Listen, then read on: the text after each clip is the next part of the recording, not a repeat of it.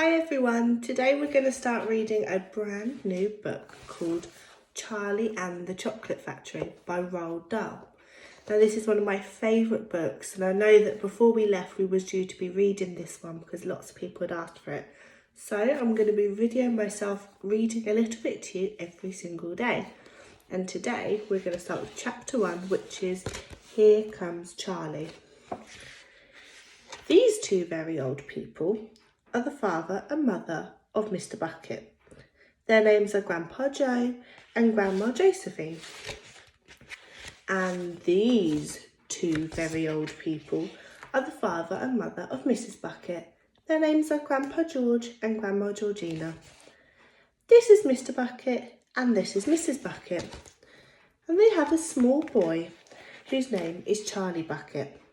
This is Charlie. How do you do? And how do you do? And how do you do again? He's pleased to meet you. The whole of this family, the 6 grown-ups, count them, and little Charlie Bucket live together in a small wooden house on the edge of a great town. Here you go, here's the house, and you can see the great town that they live in. The house wasn't nearly large enough for so many people, and life was extremely uncomfortable for them all. There were only 2 rooms in the place altogether, and there was only 1 bed. The bed was given to the 4 old grandparents because they were so old and so tired. They were so tired that they never got out of it. Grandpa Joe and Grandma Josephine on this side, and Grandpa George and Grandma Georgina on this side. Mr. and Mrs. Bucket and little Charlie Bucket slept in the other room upon a mattress on the floor. Now in the summertime this wasn't too bad, but in the winter freezing cold drafts blew across the floor all night long. It was awful.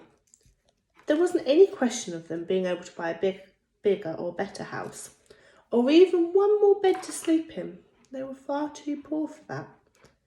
Mr. Bucket was the only person in the family with a job.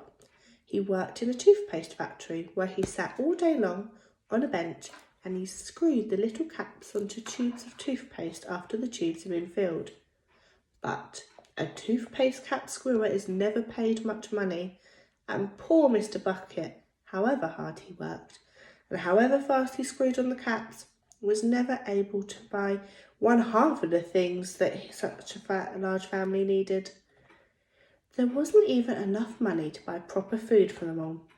The only meals they could afford were bread and margarine for breakfast, boiled potatoes and cabbage for lunch, and cabbage soup for supper.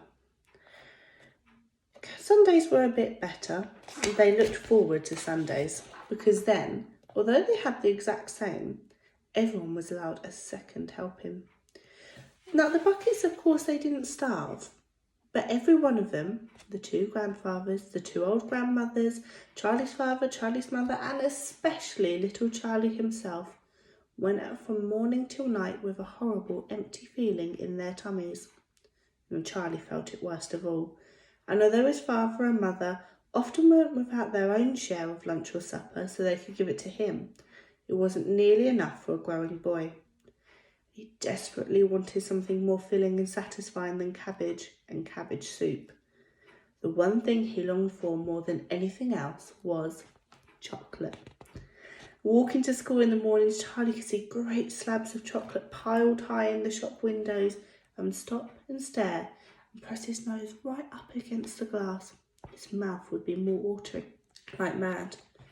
Many times a day, he would see other children taking bars of creamy chocolate out of their pockets and munching on them greedily. And that, of course, was pure torture. Now, only once a year, on his birthday, did Charlie Bucket ever get to taste a bit of chocolate. The whole family saved up their money for the special occasion, and when that day arrived, Charlie was presented with 1 small chocolate bar to eat all by himself. And each time he received it, on those marvellous birthday mornings, he would place it carefully into a small wooden box that he owned and treasure it as if he thought the bar was solid gold. And for the next few days, he would allow himself only to look at it, but never to touch. Then at last, when he couldn't stand it any longer, he would peel back a tiny bit of paper wrapping at the corner to expose a tiny bit of chocolate, and then he'd take a tiny nibble, just enough to allow a lovely sweet taste to spread slowly over his tongue. The next day he would take another nibble, and so on and so on, and this way Charlie would make his 6-penny bar of chocolate last him for more than 1 whole month. But I haven't told you yet the one awful thing that tortured little Charlie, the lover of chocolate, more than anything else. This thing, for him, was far, far worse than seeing slabs of chocolate in the shop windows or watching other children munching bars of creamy chocolate right in front of him. It was the most terrible, torturing thing you could imagine, and it was this. In the town itself, actually within the sight of the house in which Charlie lived, there was an enormous chocolate factory. Just imagine that. And it wasn't simply an ordinary enormous chocolate factory either. No. It was the largest, most famous in the whole world. It was Wonka's chocolate factory, owned by a man called Mr. Willy Wonka, the greatest inventor and maker of chocolates that there's ever been. And what a tremendous, marvellous place it was. It had huge iron gates leading to it and a high wall surrounding it. Smoke was belching from the chimneys and a strange whizzing sound came from deep inside. Outside of the walls, for half a mile in every direction, the smell was chocolate. The air was scented with the heavenly rich smell. Twice a day, on his way to and from school, little Charlie Bucket had to walk right past the gates of the factory, and every time he went by, he would begin to walk very, very slowly, and he would hold his nose high up in the air and take long, deep sniffs of that gorgeous chocolatey smell all around him. Oh, how he loved that smell, and oh, how he wished he could go inside the factory and see what it was like. Well, that's our first chapter. Tomorrow we'll be reading chapter 2, which is Mr. Willy Wonka's Factory.